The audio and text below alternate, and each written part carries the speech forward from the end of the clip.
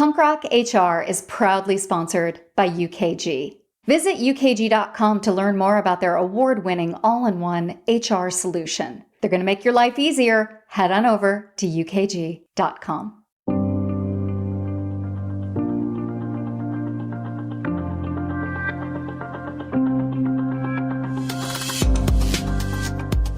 Hey everybody, I'm Lori Rudiman. Welcome to Punk Rock HR.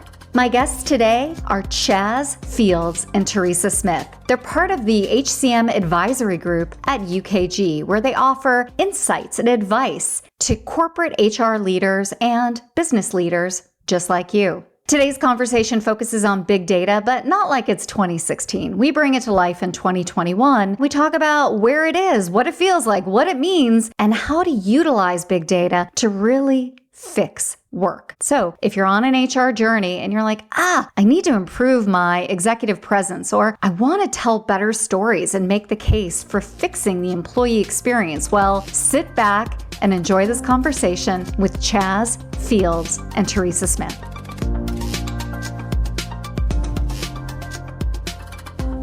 Hey y'all, welcome to the podcast. Hey Lori, it's good to be here. Thank you so much for having us. Morning, everybody. Well, it's great to see you both. As our audience can see and hear, we've got a panel today. I think that's what you call two people. We've got Chaz and Teresa. And before we get started, Chaz, we'll start with you. Why don't you tell everybody who you are and what you're all about? Hey, I'm Chaz Fields. I'm a senior partner of the HCM Strategic Advisory Group and Human Insights here at UKG. What do we do? So we do a lot of thought leadership. We do a lot of writing. We do a lot of speaking around the world. Probably our favorite, or at least my favorite part of the job, is the consulting element, where we get to have conversations about people with their people at work and how can we improve the bottom line through people, and whether it's engagement or productivity or trust, that's what we do. So it's really exciting to be here. Thank you for having us. Sure. And Teresa, what do you do for a living? Who are you? What are you all about? Yeah, so Teresa Smith, and I am the senior managing partner of the HCM Strategic Advisory Group. So Chaz and I work very closely together. We do a lot of writing and speaking on HR topics and trends that are impacting organizations everywhere. And we're just looking forward to having a conversation today. Well, I love it. I'm real grateful you're both here because we're going to talk about big data. That's the topic. But before we get started, I just wonder if you guys want to take a swing at the question of where are we in the world of work right now in 2021? What do you see? What are you feeling? What's on the horizon? When you talk to your clients, what are they talking about? So Chaz, let's start with you. Yeah, so it's really hard. I think we're all kind of COVIDed out. You know, the COVID fatigue is set in, but it's like Teresa and I were talking earlier, it's a very real thing still based on the disruption and all of the issues it's caused and what HR has to navigate now. It was speaking this past week and some folks came up to us and said, you know, how do you feel about the vaccines being approved by the FDA? And my response was, you need to be prepared to how you're going to handle it if the government says they're going to mandate vaccines, right? Now that it has been FDA approved. That's on the forefront of a lot of people's mind. Obviously, diversity, equity, inclusion, and belonging is still at the forefront of a lot of people's minds, but people are just really, really unsure right now, specifically around job security, what's going on with the economy, and different components of that. So we talk to them and we just say, hey, better days ahead. Let's answer what we can now and move forward. Teresa? Yeah, Chaz, you're spot on with that. And I think one of the biggest things we're seeing out there is FUD, fear, uncertainty, and doubt. With so much happening, not just with COVID, but everything that's happening with all the natural disasters, civil and social unrest around the world, people really, I think, are feeling those impacts, and it's impacting organizations as they look to prepare and plan for the future. Well, that's really interesting, especially around FUD, because one of the things we say is that data can really tell a story and help to almost calm people down, to give them information, right? To help them plan, to make them just a little bit more emotionally regulated. So let's talk about that. But I want to take a step back because I want to know what big data is. Everybody has a definition and most of them are not good. So I don't know, either one of you, tell me what big data is. I'm going to put it in layman's terms here, but it's really a way for organizations to take data from different systems and processes that they're doing to look at it in a holistic view to really drive the organization forward. That makes sense to me. Where do I find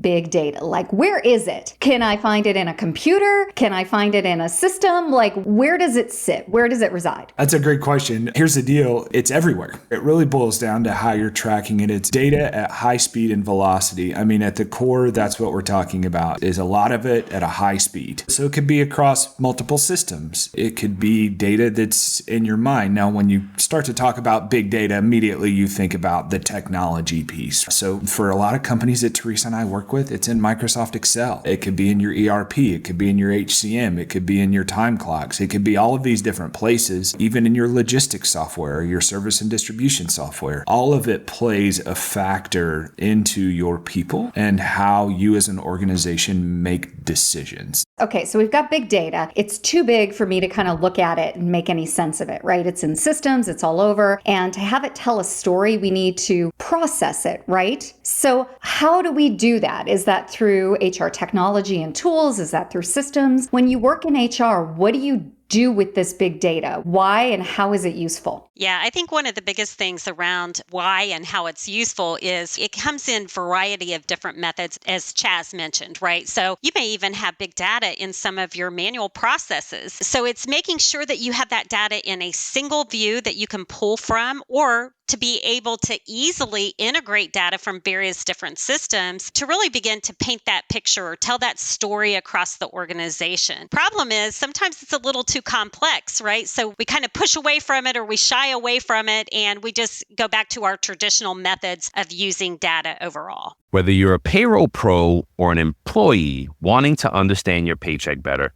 we've got you covered. Tune into It's About Payroll for expert insights on payroll trends and compliance, or check out It's About Your Paycheck, the go-to podcast for employees looking to understand their pay and rights. 2 great shows, 2 great hosts. Listen now.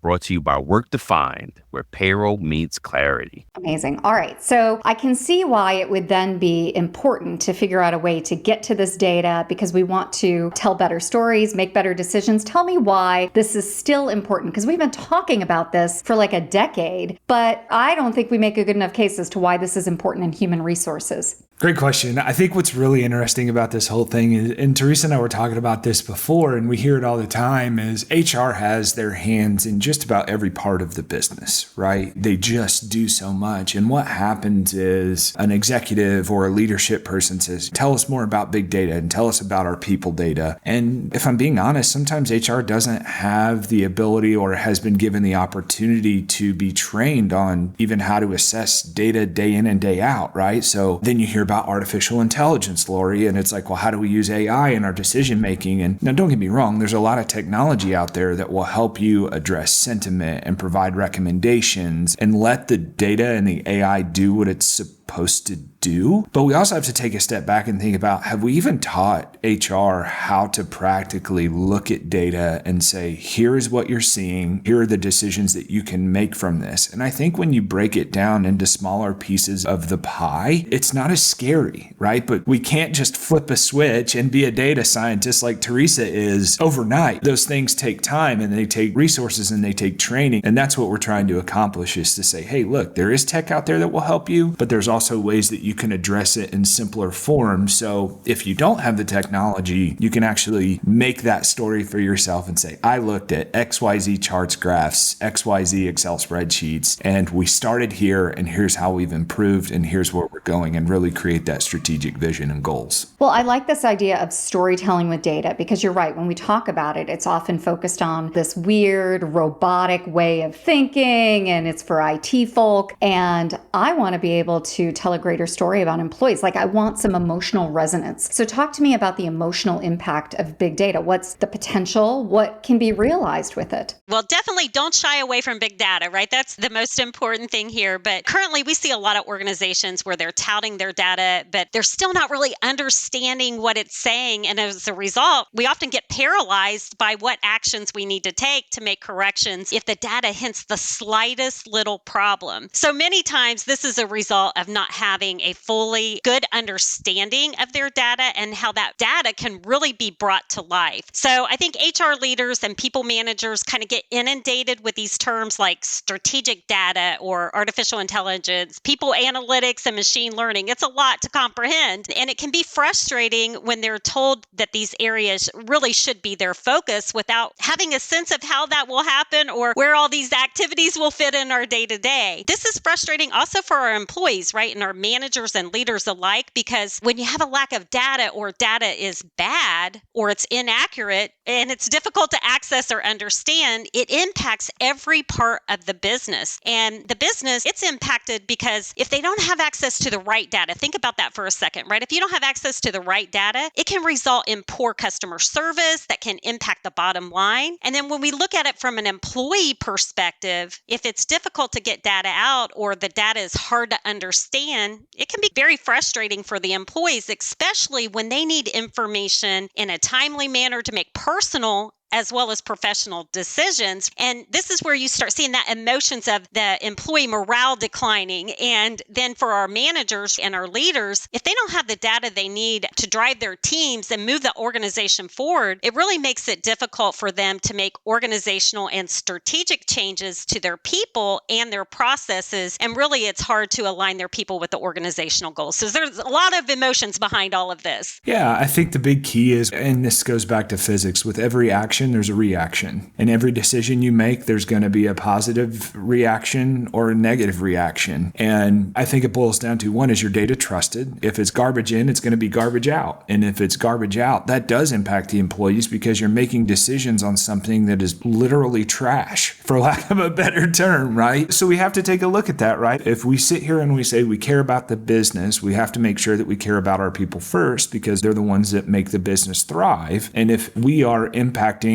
the business in a negative way emotionally, as Teresa just described, what do we expect, right? We're probably going to expect that decline in behavior, that quality control, whatever the positive tone when someone picks up the phone from customer service simply because we took a look at big data and said, this is what we should do, and it's not the right decision, right? So there's a lot of positive that can really, really come out of it. But again, it goes back to understanding and teaching these components first. Well, that makes sense to me. So I wonder if we can make this a little human. Do you have a client story or a customer story of some organization that was actually transformed through rethinking their relationship with big data? How does this look in the real world and how does it make work better? Because ultimately that's what we're here to do, right? We're here to fix work, to improve employee experiences. So tell us a story about this journey that an organization has been on. You know, I was working with a customer who was having high turnover and they were really having a hard time retaining their talent. So they pulled the traditional reports of turnover and headcount and they were able to identify that. But once they started looking at big data, really peeling back the layers and looking to identify the trends and what was happening in the organization overall, what they found was they didn't just only have a turnover and a headcount issue. They had a deeper issue with a particular department, and it was the manager that had a lack of training. So people were leaving the organization because they didn't feel like their manager was leading them appropriately. So their performance was dropping, their customer responses, they were getting bad scores on their surveys. So it all boiled down to the point that their manager needed more effective training to help lead their people and guide them in a positive direction for the organization. That's a simple story, but by peeling back that data and really diving into it, they were able to uncover a deeper problem than just their turnover and headcount. Really interesting. You know, the vision that comes to me when you tell that story, it's almost like they can take a drone and go directly in and like pinpoint something that's going wrong out of all of these data points. I mean, that's really fascinating, and it allows an organization to operate in a more agile way. So that's really, I think, refreshing and also very interesting that you can do that with data. I don't know. Chaz, you got a better story than that?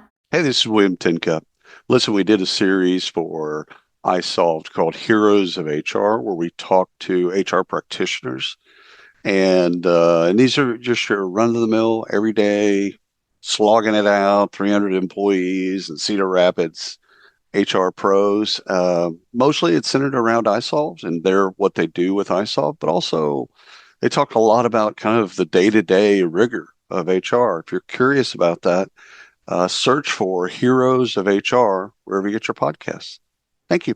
Man, I don't know that it's a better story.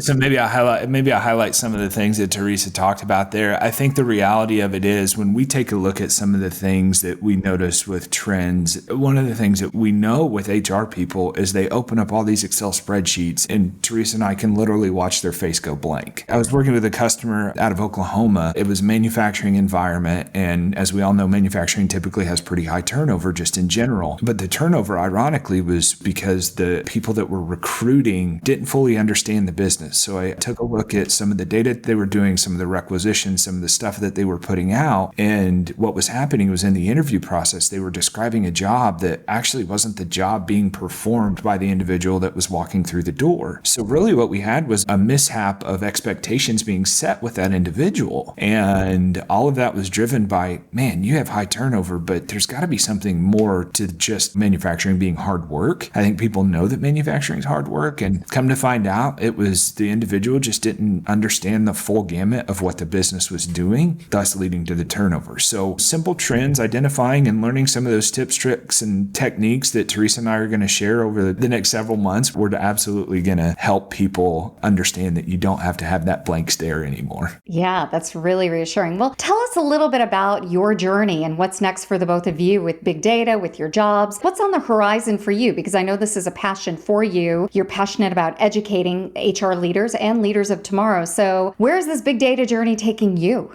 Teresa and I will be speaking at SHRM National this year, which will be really great. And then we've got a couple conferences followed up with that UKG Works and UKG Connections that we have that are both customer events that we'll be speaking on this topic. You'll see a lot of writing coming out about this too. Teresa, being the data scientist that she is, she absolutely puts a ton of information that's actually already out there. So definitely go check that out. But for the listeners, if you will be at SHRM National, make sure that you mention this podcast. Make sure you say, hey, look, we're going to attend your session. We would love to sit down and chat with you about the challenges that y'all are having, and continue to be on the lookout, because we are constantly trying to improve your lives, the experience that y'all are having with artificial intelligence and big data. And we want to make sure that you have the tools you need to keep your organization thriving. Yeah, I would just say, because big data is innovation, right? It's constantly evolving and it's constantly changing. I know for myself and Chaz, we both are going to continuously learn as we see things evolve so that we can bring it out to the field. And it's something that I'm very passionate about, in case you couldn't tell, but I think we all need to be passionate about it. So if we can bring a lighter side to big data and how you can apply it to your business, that's really our ultimate goal at the end of the day. Really interesting. So before we wrap up the conversation, I have a really serious question. Are you ready? Ready. I don't know. Well, maybe.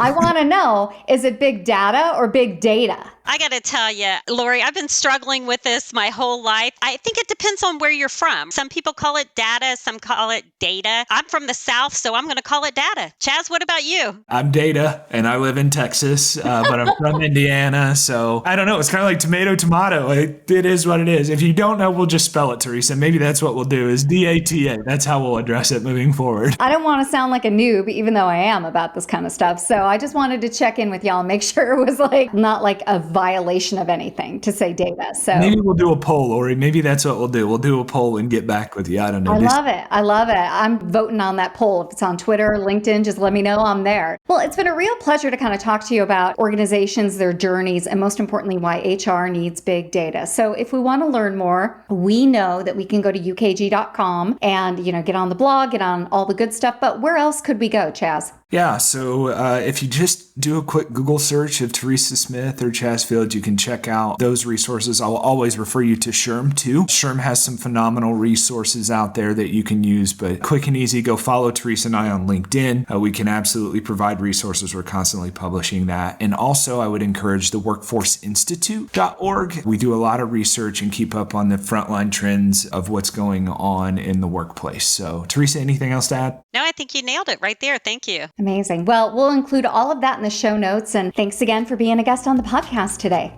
Thanks, Lori. Thank you, Lori.